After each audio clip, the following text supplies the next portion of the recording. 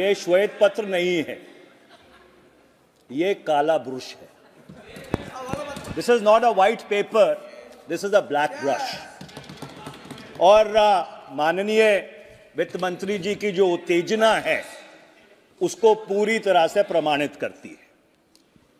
भारत का इतिहास, रविशंकर जी बैठ जाइए, अब सुनने की क्षमता रखिए, अब सुनने की क्षमता रखिए, बैठ जाइए। अरे ऐसे बीच में खड़े हो जाते हैं आप। अध्यक्ष जी, भारत का इतिहास 2014 में शुरू नहीं हुआ था। भारत का इतिहास वर्षों और दशकों पुराना इतिहास है।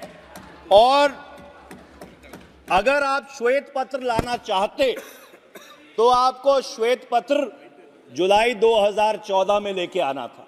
मैं समझ सकता था कि आप श्वेत पत्र फरवरी 2015 में लाते, पर फरवरी और 2024 में श्वेत पत्र लाने का सिर्फ एक राजनीतिक उद्देश्य है। This is a political manifesto, this is not a white paper.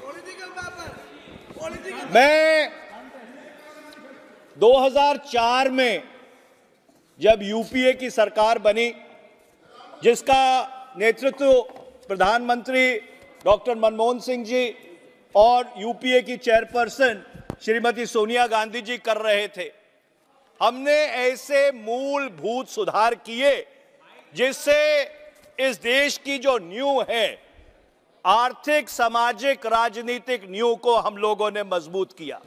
सबसे पहला आरटीआई का कानून, सूचना का अधिकार, 130 करोड़ लोगों को सूचना का अधिकार दिया कि 10 रुपए की अर्जी देके आप नो ट्रांसलेशन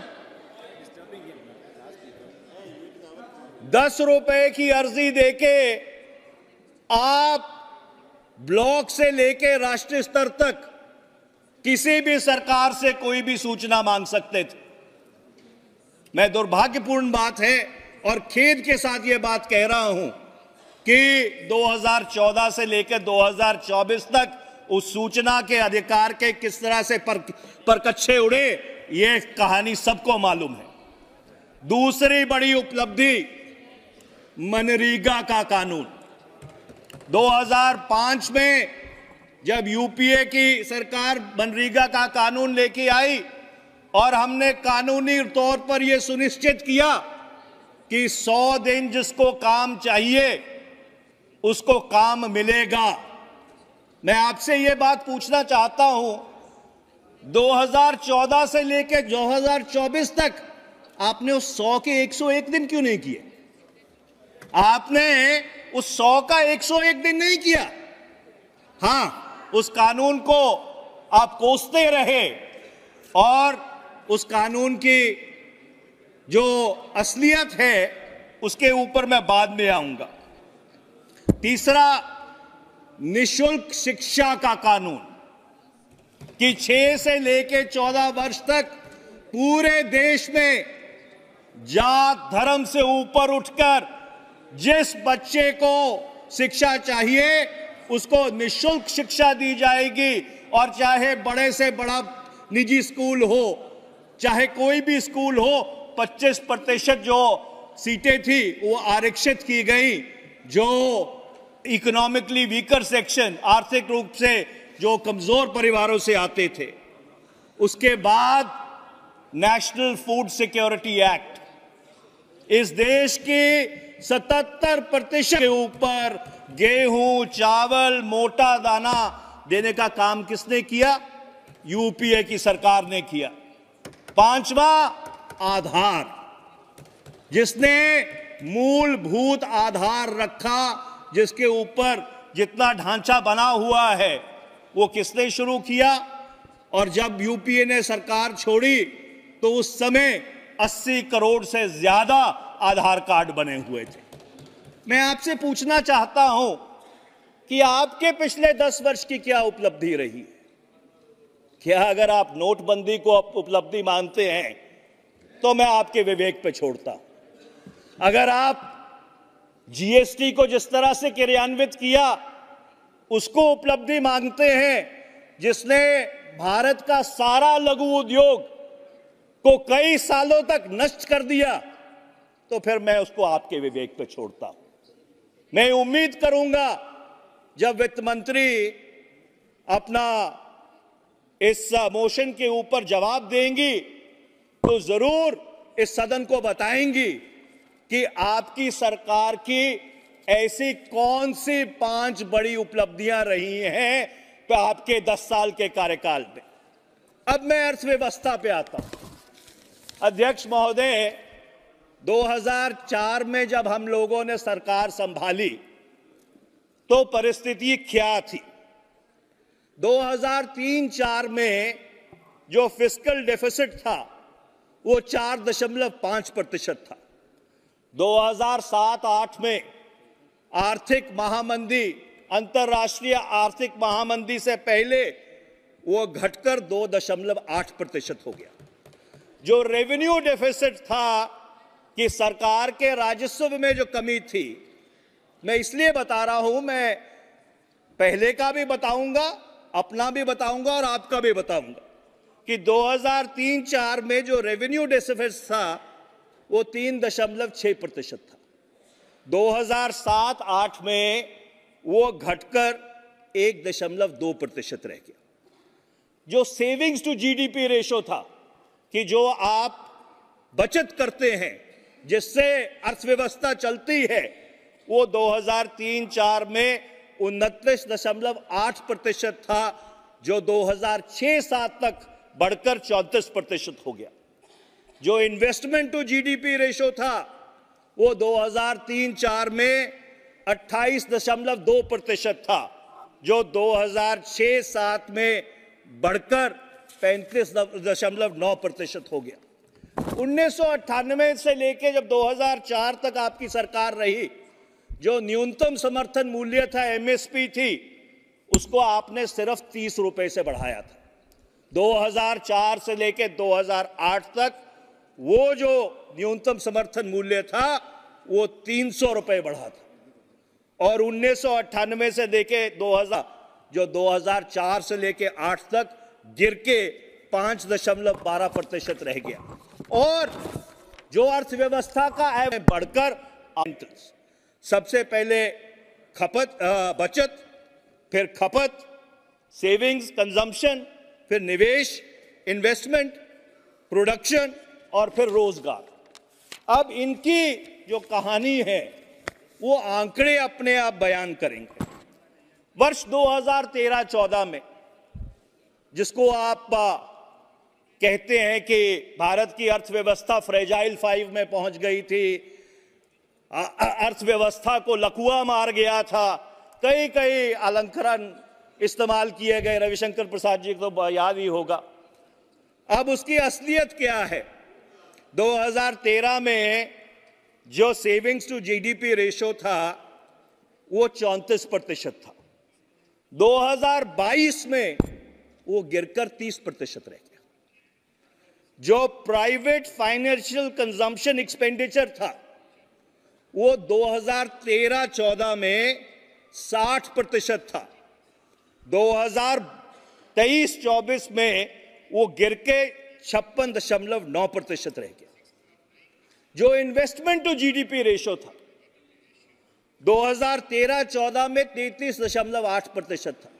और वित्त मंत्री जी, जो जवाब आपने 2 दिन पहले दिया है उसमें आपने इस बात को कबूला है कि वर्ष 2023-24 में वो गिर के 29.20% रह गया है। और इसका कारण ये है कि मैंने ये बात फाइनेंस बिल के दौरान भी कही थी कि पिछले जो 3 साल से कोविड के बाद आपका वित्तीय घाटा है जो 17-18 लाख करोड़ की रेंज में चल रहा है, वो प्राइवेट इन्वेस्टमेंट को क्राउड इन नहीं कर रहा है, वो प्राइवेट इन्वेस्टमेंट को क्राउड आउट कर रहा है।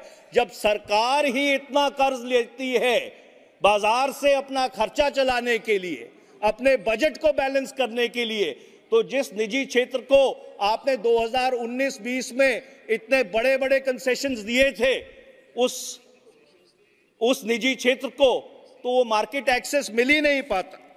मैं आगे चलता हूं। जो ग्रॉस कैपिटल फॉर्मेशन थी 2013-14 में वो 33.8% थी, 22-23 में गिरकर 31.4% रह गई। अब आप बेरोजगारी के दर पे आइए। बेरोजगारी का दर वर्ष 2013-14 में 4.9% था और सीएमआई की जो 4 मंथ की मूविंग एवरेज है, क्योंकि सरकारी आंकड़े तो आने बंद हो गए हैं, वो 2023-24 में 8 से लेके 9% है। इस देश में पिछले 10 वर्ष में जो बेरोजगारी है वो बढ़ी है। आपने खुद अपने बजट के भाषण में यह बात कही 10वें पैरे में कि 2014 से लेके 24 तक 25 करोड़ लोगों को गरीबी रेखा से, मल्टी डायमेंशनल पॉवर्टी से मुक्त किया गया। यह बात भी सही है कि 2004 से लेके 14 तक 27 करोड़ लोगों को गरीबी रेखा से ऊपर लाया गया। तो जो सरकार 27 करोड़ लोगों को गरीबी रेखा से ऊपर लेके आती है, उस सरकार के बारे में आप कहते हैं कि उन्होंने तो कुछ किया ही नहीं। They were absolutely an incompetent government. ये किस तरह का लॉजिक है कि अगर आप अपनी पीठ थपथपाते हैं कि हमने 25 करोड़ लोगों को हमारे 10 साल के कार्यकाल में गरीबी रेखा से ऊपर उठाया, तो जिस सरकार ने 27 करोड़ लोगों को, और इसका जिक्र आपने अपनी 2020-21 के बजट भाषण में भी किया था, उसकी आप निंदा करने में कोई कसर नहीं छोड़ते। ये किस तरह का कि रोजगार का क्या हुआ? और उसका सबसे बड़ा प्रमाण यह है कि वर्ष 2013-14 में जब हमने सरकार छोड़ी थी तो मनरेगा का जो बजट था वो 33,000 करोड़ था। जो एक्चुअल पैसा खर्च हुआ वो 32,992.83 करोड़ रुपया हुआ। 2023-24 में वो बढ़कर 86,000 करोड़ हो गया। तो इसका यह मतलब है कि अर्थव्यवस्था में रोजगार नहीं पैदा हो रहे। लोग जो मिनिमम वेज है उस मिनिमम वेज पे काम करने के लिए तैयार है। साल में दुगना करना पड़ा। आगे मैं प्रमाण देता हूं। 2014-15 में 16,572.1 लाख पर्सन डेज मनरेगा में क्रिएट हुए।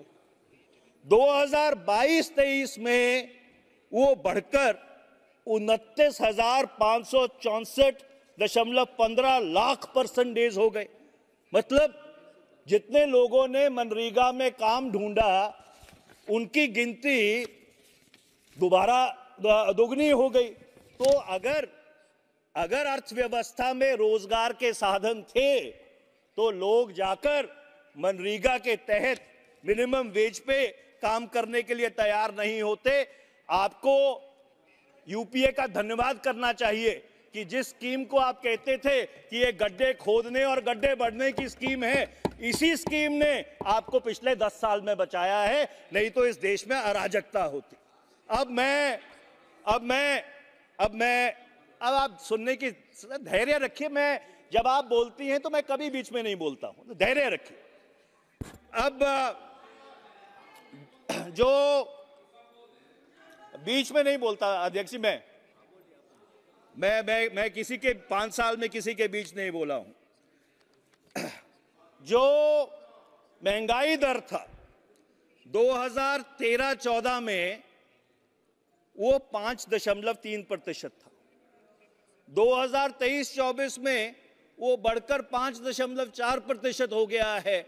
और आप कहती हैं कि हमारे जमाने में महंगाई बहुत थी और आपने अपने महंगाई के ऊपर नियंत्रण रखा है।